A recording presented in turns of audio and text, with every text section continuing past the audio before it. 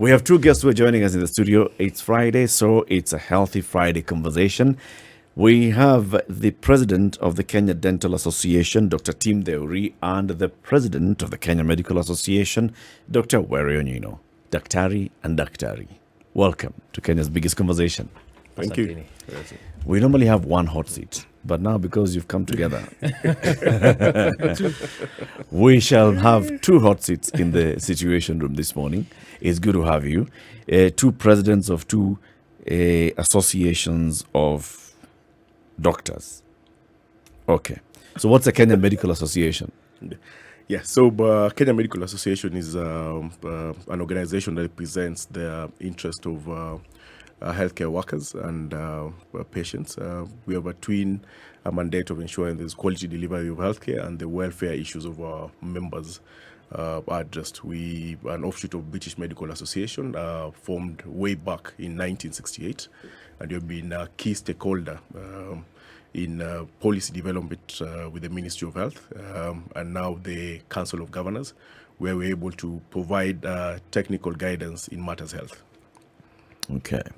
So, Mon, you look at the welfare of your members, and the membership is individual members. Yeah, so we have different kind of members. We have individual doctors. We also have corporate members, and we also have associate members. So when we look at the whole spectrum of the health system. So we look at the doctors, we look at the medical students, and we also look at corporates that are involved in the health sector. These are hospitals. Yeah, we present hospitals owned by doctors. We also represent, as I mentioned, medical students in the country.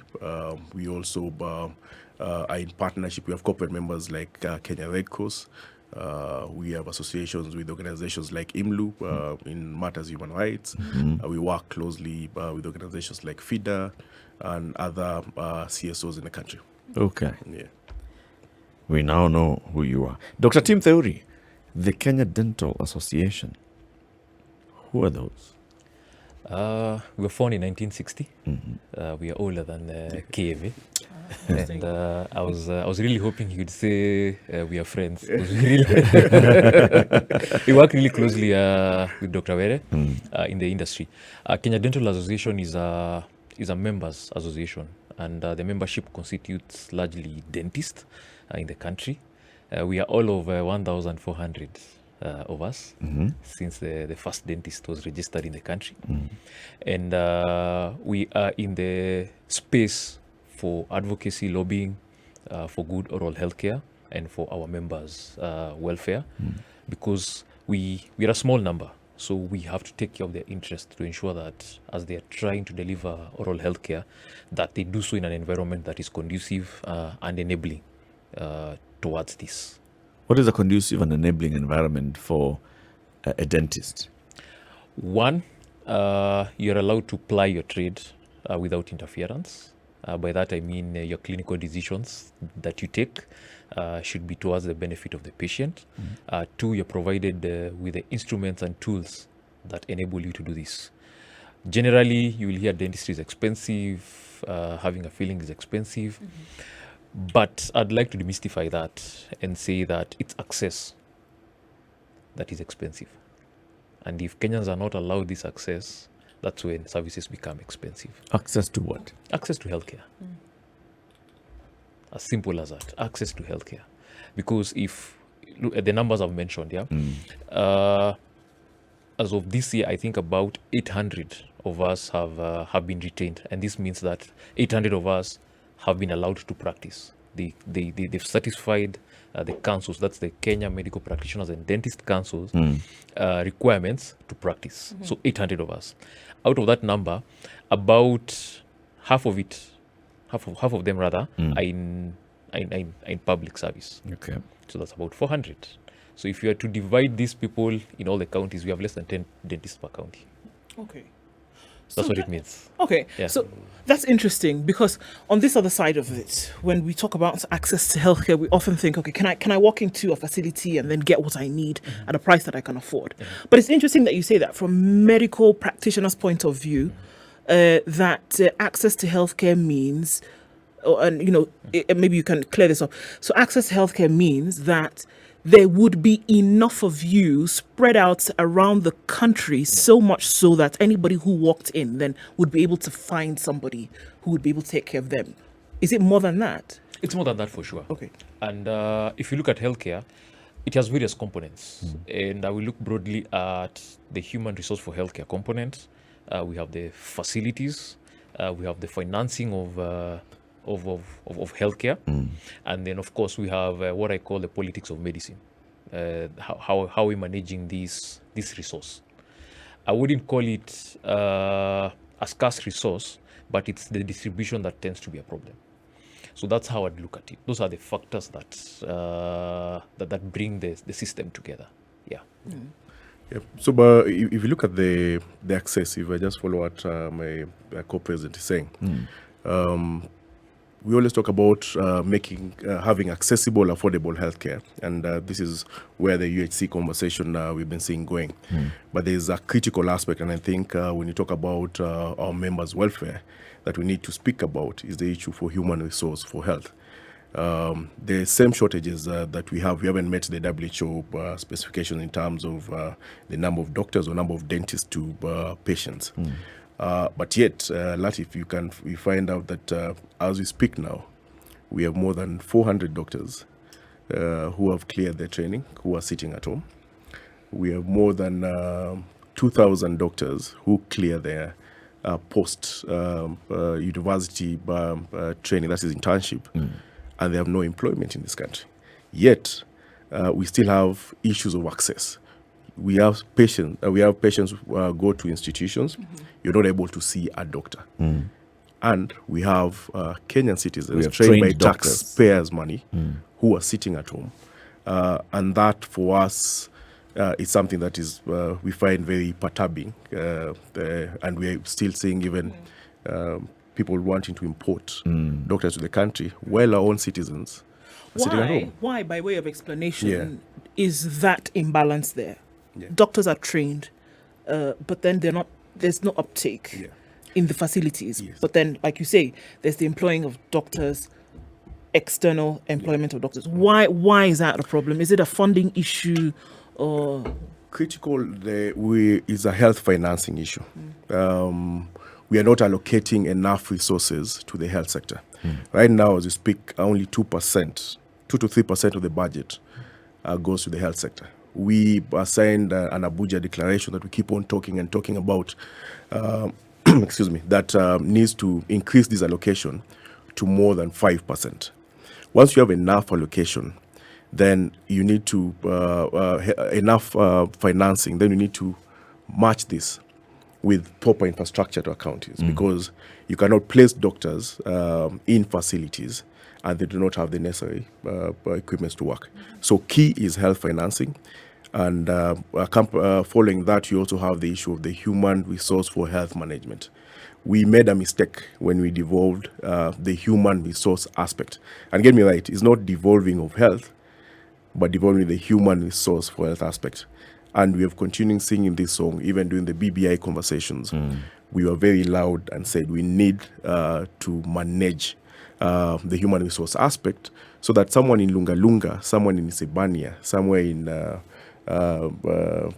Lokichang in Turkana can be able to access the services of a doctor, because there's a reason why we are training doctors and deploying them all over the country. You know, you've said 2 to 3% of our budget is going into health. I think there's always a new figure every time you speak to somebody. Last time I had it was 6%. Like somebody else has said 8%. How do you arrive at the 2%?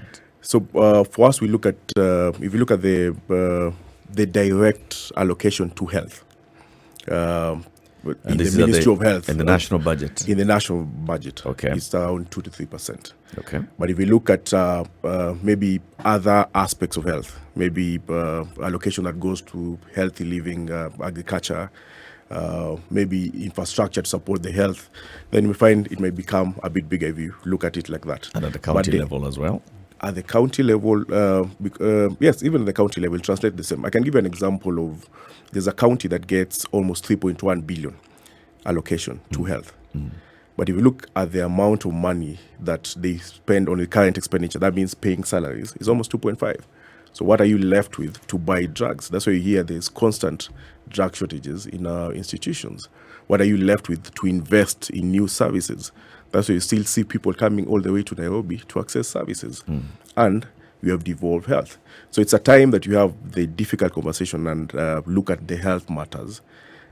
Sit down with the Council of Governors, sit down with the Ministry of Health, have a conference just to discuss this. Where did we go wrong in terms of the devolution aspect? And for us as healthcare workers, we say is the human resource for health aspect. And that's a hot conversation, even how to balance it in terms of the controls. If you've devolved the service, but you've not devolved the human resource that's providing this service. So who has the say on the way things are being run? Let's get into that shortly. I want to ask a question to Dr. Theory, because you said the Kenya Dental Association has 1,400 members, but there are 800 registered dentists. So who are these other 600 people who are your members? So just to put the numbers in perspective, 1,400 are the number of dentists we've registered in the country since we started regulating the profession. Okay.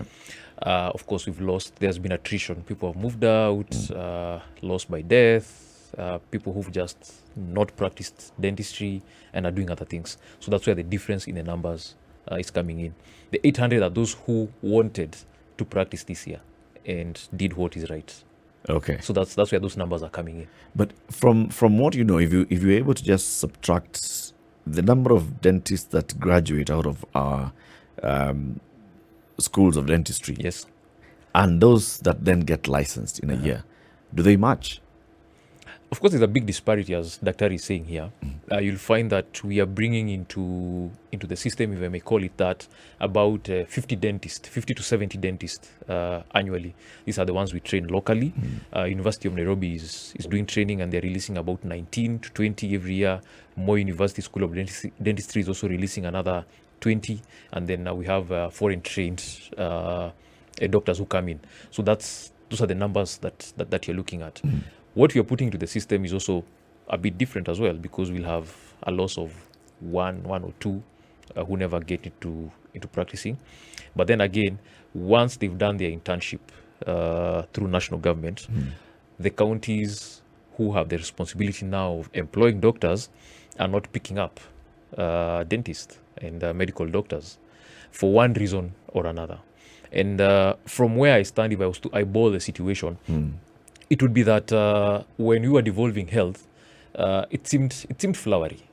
There were these huge budgets that were associated with health, yet we have very few county hospitals that actually do make money from health. If better managed and reduction in efficiencies was seen, then we'd have better balance sheets, if I would call them that. However, the biggest component still remains HRH, human resource for healthcare. That's where most of the monies go to, and those two go hand in hand.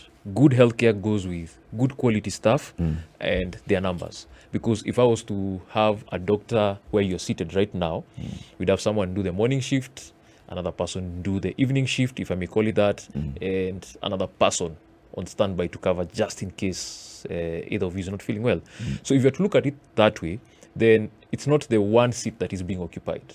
It comes with much more than that. And the moment we appreciate that, then our healthcare system will also work.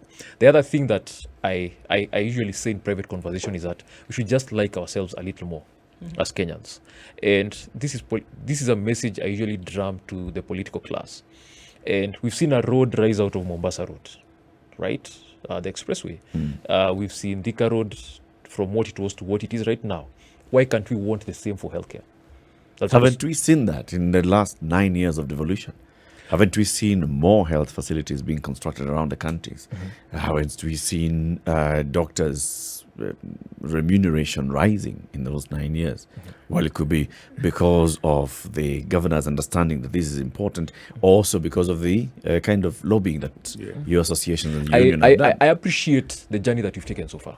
I'm not saying that totally blind to that. I appreciate the journey we've taken so far.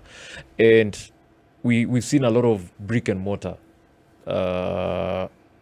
coming up in counties, but that buildings don't treat people. Yeah, you don't get well because you're in a good building. You get well because you have a good doctor. Do you think, I mean, and we've heard this suggestion several times in the last 2 or so years as this health conversation has taken center stage more than anything else. Do you think that things ought to go back and then be streamlined from a central position for health in this country? Because we're looking at an across-board approach from some of the things that you've just said. Yeah. We need more doctors across the country. It doesn't say that we need more doctors in Kiambu County and Kajiado, for example. We need more doctors around the country. There are certain things which are needed, which are across board, that it would be one thing here and mirrored in another area. So was the devolution of health then the right way to go? Devolution of health actually, if you look at it in the long term, and if you talk to the local mwananchi, he'll tell you it brought services closer To the people, yes. to the people. It brought the issue of the brick and mortar closer to the people. If you go in most of the counties, and even you've seen recently in NMS, we have a lot of health facilities that have been constructed. But if we are honest with ourselves, and you can have this difficult conversation between the government, this is the national and the county governments, and the professionals who are supposed to exist to guide the government in terms of the standards, in terms of how healthcare should run. You cannot go to a plane and then the air hostess who's welcoming you on board tells you, now you can take your seat. Let me now fly the plane, and ask the captain to take that. And that's what is happening, because we are having people with interest in the brick and mortar more than the delivery of the health service. So there's been a lot of investment under the EMS system, managed equipment system. We built so many ICU facilities, we built so many radiology centers. But during the COVID time, why did we again have to talk about training of human resource to equip these places? There are places now, counties, which have ICU facilities, and they have no specialized ICU nurses. They have no anesthesiologists. These are specialized doctors to manage ICUs. So yes, from outside, the building is well painted. Inside is all rotten. And that's why we need a compromise between the professionals and the government, because what we have solutions. And actually, if you look at the first BBI draft, there was actually an agreement that we need to have a health service commission, a constitutional one. Now we have moved to a point where now we are talking about having a statutory health commission. And these are discussions that we need to have with the politicians, because they talk about health like it's an abstract thing. But we as the professionals know that the challenges that we face. I cannot go to an institution I work. I prescribe medication for my patients to get well. They don't. We do many medical camps, and in those medical camps, you're shocked. Someone comes for a medical camp to ask for paracetamol, something that costs 50 cents. I don't know whether there's 50 cents in circulation anymore. So if you cannot provide a simple paracetamol tab, so what medication are you providing? And How would having a centralized health human resource for health help that? I gave an example. There's a county that gets in its health budget 3.5 billion. It spends almost 2.8 in the current expenditures. That is paying the doctors and nurses. The doctors, the nurses, clinical officers. Why can't you remove this human resource aspect? Let the counties receive the 3.5 billion and use it to invest in the infrastructure, in getting the consumables, in getting those institutions, the oxygen issues you saw the other day during the COVID time running. And then the national government manages this critical resource and is able to ensure that there's equity all over the country. I can tell you, I'm sure you've been seeing in the news, counties in this century saying they have done their first neurosurgery. They have done the first cesarean section. A cesarean section that was done by our forefathers in Buganda. But now in Kenya, in modern time, we're saying we're doing a C-section here. So we really need to calm down, and the pro-devolutionists and the ones who are they believe that health should be devolved. We clearly know why they want that to be, because it's a matter of control of resources. But health is a basic service. It's not something that should be left for politicians to play around with. it should be as professional.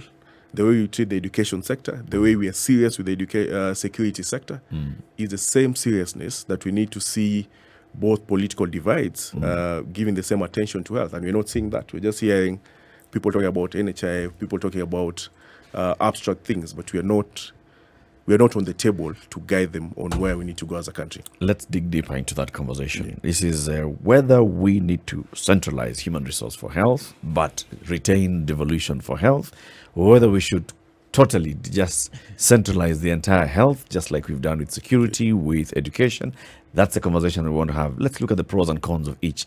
Our guests this morning in the studio is Dr. Tim Theuri. He's the president of the Kenya Dental Association, and Dr. Were Onyino, president of the Kenya Medical Association. This is the Situation Room. This morning, two presidents. One is the Kenya Medical Association president, Dr. Were Onyino, and the other one is the president of the Kenya Dental Association, Dr. Tim Theuri. We are talking now about management of human resource for health. This is a conversation that the professionals in the healthcare sector have been having since the onset of devolution. Almost immediately, the union started going on strike, and they said, no, we need to re-centralize this thing. What is the idea behind devolution? Bring services closer to the people. And then there was a conversation about, so now what do we devolve first, as this in this trial period, as we get into devolution? Maybe in the end we shall devolve everything. But what is it that we start with? People said devolve agriculture. Why? Because you're dealing at the local level, you have your farms, you need that support, and you have your elected leaders. What are the things that people deal with on a daily basis? Agriculture. Second, health. Why? Because you want access to healthcare, and you want to have a conversation about accountability to access or lack of to healthcare.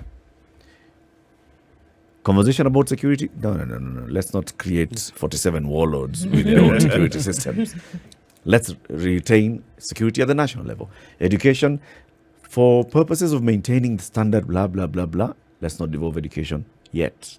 Early childhood, though. Early childhood, Education. because it's right there, it's basic. Your child walks just across the road to an ECD facility, let's devolve. Now, you people in the health profession are telling us, we should start having this conversation honestly, and as painful as it may be, let's look at having a national health services commission that is in charge of hiring, retaining, and deploying healthcare workers across the country. And this is not just doctors. It's doctors, clinical officers, nurses, lab technicians, everybody who works in the health facility as a professional. But then we retain devolution in terms of the governor and the county government are responsible for building new facilities, for equipping those facilities, for putting in all the amenities in those facilities, for making sure that there are gloves and other consumables, and making sure that there are medicine in the facilities. So who does the doctor report to? Who does the nurse and the lab technician report to? Is it the governor, or are they reporting to the secretary of the Health Services Commission? I think that is very easy, because we have situations in the private sector where you can have different companies, and you have one group CEO where everyone reports to. So administratively, we have no qualms with these particular individuals reporting, because they are county public service boards. But in terms of management, the ultimate say in terms of deployment, in terms of training, in terms of hiring of these workers, needs to be done centrally, because we have even some counties that are not aligning to the standards set by the central government. It's the work of the central government to define that, to set the standards, to set, for example, if you have a level 4 facility, this facility at least have 4 main departments: a pediatric department, medicine department, it has a surgical department, and an obstetrics department. You must have a minimum of 2 specialist doctors there in each and every department. You must have a minimum of 8 doctors per department. If you look at our counties, and that's why you're seeing most of the doctors are burning out. You're seeing most of the doctors are going to strikes because they do not want to align to the standards set by the government. And then again, there's the issue of how did we transfer the health services to the counties? It was rushed. There was no proper training of the managers, And that led now to the challenges that we're seeing now. We have no problem with the counties dealing with the community health, the community health volunteers. We have no problem with them dealing with the level 2 facilities, which are dispensaries. But the main services where we're having curative, these are the secondary, tertiary, and the level 6 institutions need to be centrally managed because, for example, look at Machakos level 5 hospital. It does not just provide services to Machakos County citizens. It serves Kajiado, it serves Kitui, it serves and Nairobi. Yeah. So how do you then let only Machakos County bear the burden of administrating, of managing that level 5 facility? And that's why we are saying we are not opposed to the devolution of health care. What you want is it to be streamlined so that it can be effective in terms of delivery of health services to Mwananchi. And streamlining is a job that the national government has been given by the Constitution. Yes. That is in terms of creating policy, isn't it? Yep. Is there a policy that talks about all those things that you've just said? For example, a level 4 should have 4 departments, should have at least 2 specialists, should have minimum of 8 doctors per department. Is that on paper? The one thing that Kenya is not short of is policy. We have very clear guidelines that guide some of these things, And what Dr. here is saying is your healthcare will be as good as the exposure of your governor, as it is right now. If you have a good governor, chances are you'll enjoy good healthcare. If you have an airhead for a governor, the same applies. And the streamlining he's talking about is the management of this resource and service, because it's a resource and it's also a service that we're giving to Kenyans, needs to be in such a manner that at the snap of a finger, I'm able to tell that this is the situation in the country. We have an outbreak in this place. Our non-communicable disease situation is like this. Recently, when NHIF was trying to bring UHC to us, the 1 million households, the indigents that were being registered, when the counties were asked for this number, to submit the names of indigents, what happened? Out of those numbers, about 37% of the data that was submitted were your friends, my driver, Nice. Okay. So what are we saying? So that's what we see happen on a day-to-day basis, Whereas we understand that the Council of Governors would like to be in charge of this. It's the conversation around I am a doctor in a particular county. I am managed centrally from national government, yet the person who's with me every day there cannot have a say of what I am doing, is something that can be done administratively. So that it's very clear as it is in education. Okay, so what I'm hearing you say here is that, look, to have the 47 different areas manage health is fine. That's all right. However, you cannot guarantee a streamlining of operation across the country because it is largely dependent on the individual who sits in that particular position. Exactly. So if you have somebody who's really interested in getting some of these done, with some of the stellar examples that we have, then you will probably see that there will be a proper streamlining of health in that particular area. But if you have somebody who is not, then you will see the problems which we are clearly privy to today. So now, is that then a clear recipe to say streamline all of this at a central level so that at the very least you guarantee that the same thread is running through the country? You don't have to then gamble with, are we going to have a good governor here or not? You see, in security, the guns that our policemen use are the same guns that are being used in the US. We don't have a gun for a poor resource setting. We don't have a gun for that. But healthcare, we want to have those conversations. We want to have conversations on task shifting. We want to have conversations on task sharing. We want to employ lower cadre staff so that they can do higher grade jobs because we think they can do it. The same in the aviation industry. The moment you have a new plane, Kenya Airways will send their people to go get training, come back so they're able to fly this plane. So that when they go to the US or wherever they are flying to, the standards are the same. So we are talking about standardization of healthcare. It must be standardized. So that at the end of the day, the clinical outcomes are the same whether you have a cesarean section in Kuresoi or in Kinangop or in Mokoroine. The clinical outcomes must be the same because the doctor has been trained here in a standardized manner. It's just that after they get into the service, we are having these problems. Yeah. But then, don't we have those structures already set up? Like we said, at the national level, there is policy and there are standards and there are guidelines. And then there's a body that has been established to be the one that does enforcement of all this. This is the council, isn't it? Yeah, the Kenya Medical The Practitioners. Kenya Medical Practitioners and the Dentist Council. Yeah. What roles do they play? First, they license the practitioners practitioner and the facilities as well. And So the they have a dual role. There They you have go. the human resource component and facility regulation. So they will issue standards that as a level 4 facilities, you must have the following X, Y, Z. And after that now, there is enforcement. They will come and do inspection keep checking. and say that we found that SpiceFM hospital has only Latif as a general surgeon. Yet we say they're supposed to be 2. Yep. We'll give you X. 3 months, 6 months. to Regularize ensure that or we shut you regularize down. that. Because there are also other things that they look at. They look at the workload. They will look at other indicators as well so that they're able to take those decisions. But at the end of the day, much as they have a role in enforcement, they can't do it out of context. There's a context under which they're operating. And that is, if I close this facility, what happens to these people? Yep. Yeah.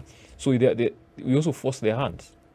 Yep. Again, it rolls back to how much and how many resources are we allocating health? But I'm going with the same argument and saying, so we have the KMPDC, which licenses the facility and the healthcare workers and sets the standards. Yep.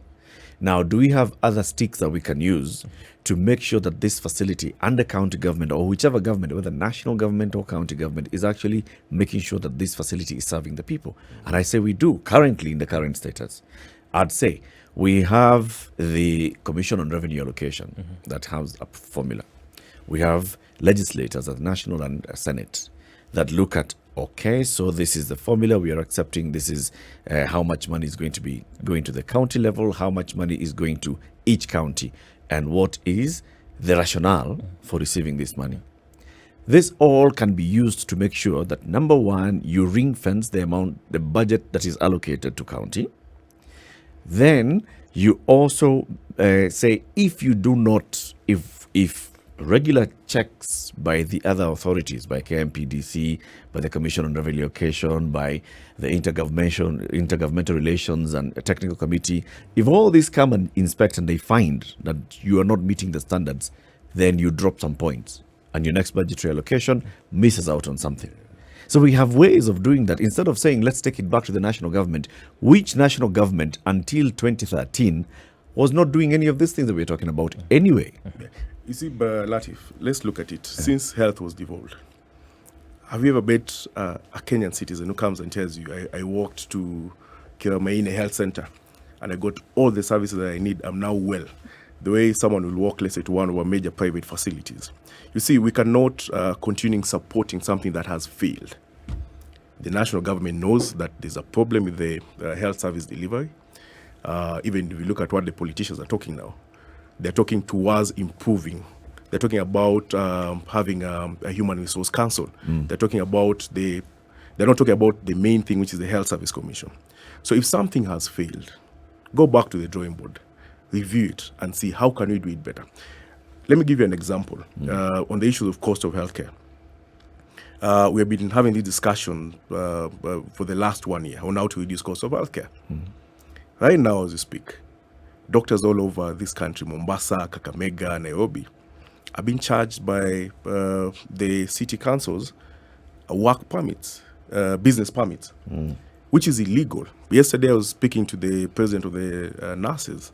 There are staff who are a profession just like us who are being harassed by the city council.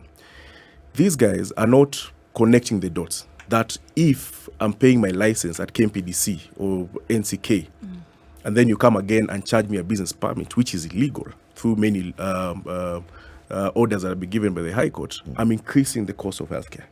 So the issue is the capacity at the county level. 10 years down the line, they haven't gotten it right. Who suffers? So do we continue gambling? Do we continue? I can tell you the moment you go down and trying to enforce, to interfere with the allocation in the counties, they'll run to court. So who bears the brunt? It's the patient. We are losing so many patients. Now we have a cancer issue in this country. These are people that you're supposed to have actually captured them if you had the proper human resource at that community, at that dispensary level, and save their lives. Why do they have to come to Kenyatta or go to India when you have people on the ground who are properly capacity built to offer that service? And that's why, for us, we still push for separation of the profession so that the professionals can do their work with clinical autonomy without being harassed by MCAs or by the governors or being transferred each and every time because you're not speaking the language of the local MCA. And the service. Those are two things that we need to look at critically. And that's why, if you look at the professional aspect, we have the issues of reforming the regulation of doctors in this country. We have the issue of the Health Service Commission. And if you look at the service, then we're talking about let them have the community, the primary health aspect. And then the curative, tertiary, secondary aspect, let them be taken to the national government. So that from way level you 3. Yeah, from level 3 upwards. Let them go to Becomes the a national national government. government issue. Doing that, you'll have enough resources to hire these many doctors and nurses who are outside there, who have been trained by taxpayers' money and have no job. Dr. I hear what you're saying, but at the same time, I can't help but feel as if this is a conversation that those who are so hell-bent on frustrating devolution would really enjoy hearing, because it is talking about re-centralizing. Our big budget is going to education. It's at national. Another big budget, which is called health, and a big expectation that's health, whether it's funded by the national budget or by development partners, is health. Bring it back and centralize it. This is a push to re-centralize things instead of looking at how to fix this problem. Because if we have a National Health Services Commission, for example, that can transfer Dr. Were from Lunga Lunga to, say, Moyale, all right? But we have not sorted out the issues that you're saying, the service, level of service in Moyale or level of service in Lunga Lunga. We are not sorting out an issue. Yeah. And just taking it back to the national government does not give us this guarantees. No, but Latif, you're not working in isolation. I'm not saying that let's say the National Public Service Commission, or when you have a Human Health Service Commission, totally disregards the County Public Service Commission. You have to work hand in hand so that you ensure there's professionalism in management of these healthcare workers. We have had more than 103 strikes since devolution. Yeah. It tells you something is wrong, something is not happening. And all the time we have strikes, we have to go all over. I was in Mombasa the other day, Kakamega the other day, trying to talk to these governors and telling them, look at the disaster that happened in Laikipia. Look at the disaster that happened in Kerugoya when they fired all healthcare workers. Who suffered? It's the Mwananchi. Mwananchi didn't have any say. But that is because it was an ego thing. It had nothing completely to do with the delivery of health services. And you see, that's what we are saying. If you have failed under 2 successive county governments to get it right, do we continue ensuring that patients... Giving you the responsibility. Yes. I think as a pragmatic man, which I am, a good idea must give way to a better idea. That's one. And then 2, we must also believe in iteration. If what you've done over the years is not working, let's step back and see what's going on. If we were to audit the healthcare situation right now, what do we find? Have we done that? Right? So that at the end of the day, what are we interested in? Is the quality of care. That's what we're interested in. Yes. How it's managed is a conversation that can be had administratively. Because as it is right now, it doesn't matter how good of policy direction that Ministry of Health issues. At the end of the day, health is devolved. So if a governor says, I will not do whatever it is you're suggesting, there's nothing you can do about it. But at the end of the day, who's suffering is a Kenyan. But I'm saying there are many things that we can do about that. And if we honestly just allowed the systems to work as they should, would get there. It's about quality. Every time, or the number of strikes by healthcare workers that we've had, it's not always the issue of pay. Yeah. And the doctors and nurses and clinical officers are always very keen to tell us, no, people, it's not just about our money. It's about the quality of the healthcare that we're giving you. We want to Yeah, deliver. we want to deliver. This has led to one county that allocates 3.5 billion shillings to health, spending 2.5 billion shillings on just paying salaries. And It's more than the salary. It's about the quality of the healthcare. So I'm not getting that connection that if we separate the professionalization of the service by bringing the healthcare workers under one body, we of necessity are going to get quality service at a devolved level. when you open the conversation, there's something I say: the politics of medicine and health does not operate in isolation.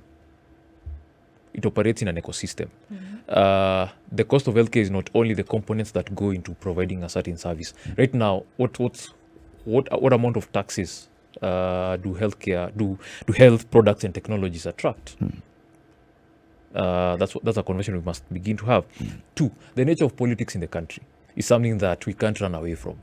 Yeah, and what I think has plagued our country over the years is the quality of leaders we are getting. And it's also a reflection of the citizenry. We must want better for ourselves. That is the first thing we must do. We must want better for ourselves. The moment we do that, then it will come up one way or another, because you can't hide inefficiency.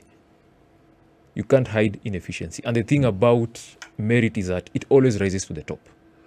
It doesn't matter what conditions it operates as. It always rises to the top. So if we have good quality leaders, they will be able to see these things. And now that we're in this political season, many things are being said, but health is just a footnote in what they're saying. One of the No, louder there's Babacare, Bwana. One of the louder What's the big conversations one? is universal health Yeah. care, Yes. right? It's one of it has taken center stage Yeah. now in the last, a few months. Yeah. With what you're both saying now, with UHC, in the front lines that we are seeing it now, will it be delivered in the way in which it's being touted if we are having these issues? I think- I said, you can't hide inefficiency. One, that's one. 2, UHC is what is it preventing? It's preventing catastrophic health expenditure. That's what it's shielding you from. And while at it, giving you access to good quality healthcare. Those two are a bit separate, yeah? So now, NHIF has been restructured legislatively so that it can be able to deliver this. Good initiative, and I'm in support of it personally, and also as an association. We're in support of it because this is the first time that some of these services will be available to Kenyans, and this is what we want. Now, if we look at how the fund NHIF is funded, then we begin to see the cracks. Is it sustainable? They're always talking about their loss ratio being not the best. They're saying that they're not getting money from the exchequer. So there are very few situations world over where you have a situation where you're saying you want to deliver UHC and it's not taxpayer funded. It has to be taxpayer funded. You must begin to have that conversation all the way from Treasury. Actually, if I just add to what my co-president is saying, the UHC will only be a success if we address 2 key issues: the human resource for health aspect and the health financing aspect. Human resource for health aspect, we need to have that hard, difficult conversation on how to manage this resource. Health financing aspect, we must have a health tax. Everyone is talking, you mentioned Babacare, but we need to look at our health financing strategies. We need to look at how you're going to implement this, if that is going to be the next government. It's through allocation of more resources. How do you allocate more resources without taking away from devolution, what you've raised? The only way is to raise more income. And the only way, and it has been done in many countries, there's between 3 to 5% health tax that will make UHC a reality to many. Like the way we have a petroleum levy. Yeah, and the other time we are actually even suggesting we have sin tax. These sugars that The syntax goes to healthcare. to healthcare. Like because right That's a now, good one. We are complaining that non-communicable diseases are on the rise. These are chronic lung disease, diabetes, hypertension, and the cancers, right? And those 4 that I've mentioned, they share what you call modifiable risk factors with oral health diseases. and these are alcohol use, cigarette, and high sugar content intake rather. So I hope to see a situation where for Kenyans to lead a healthier life, we have if say your whatever product that you're bringing to the market, if it has as a figure of the sky 25% sugar content, you pay a certain amount. You pay a certain amount of duty. tax, and we have high sugar content sections at the point of sale in supermarkets, in the shop, so that when you're purchasing, you're fully aware what you're doing. So that at the end of the day, we improve that awareness. It can work. It's been shown to work. It's just that, like I say, we must like ourselves a bit more. And to demand better for ourselves. And the Zulu proverb you give, it's either by the stick or by the or by the stool of an elder. Yeah. Thank you very much, Dr. Harris. Dr. Were Onyino is the president of the Kenya Medical Association, and Dr. Tim Theory, president of the Kenya Dental Association. Thank you for joining us. We'll have you again soon.